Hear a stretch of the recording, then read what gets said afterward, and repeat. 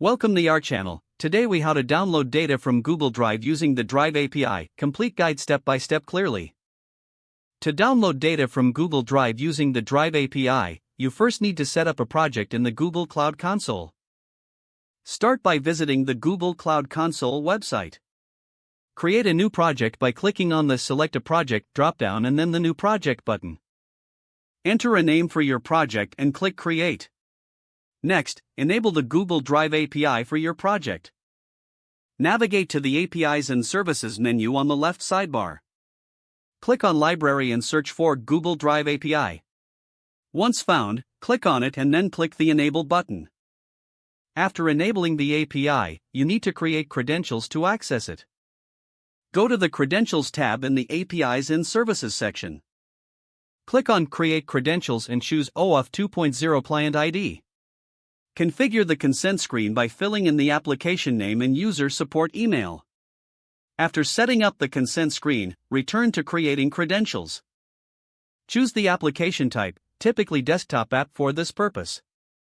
Enter a name for your OAuth client and click Create. Note down the client. Next, download the credentials in JSON format by clicking on the download icon. Move the downloaded JSON file to a secure location in your development environment. Install the necessary libraries to work with the Google Drive API. If you're using Python, you can do this by running the following command: pip install upgrade Google API Python client Google Auth hitlib 2 Google AuthOAuthLib. Now, create a Python script to authenticate and download data from. Start by importing the necessary libraries in your script. Use the credentials JSON file to authenticate and create a service object for the Drive API.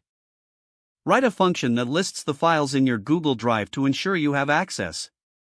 Utilize the Drive API's list method to retrieve files and display their IDs and names.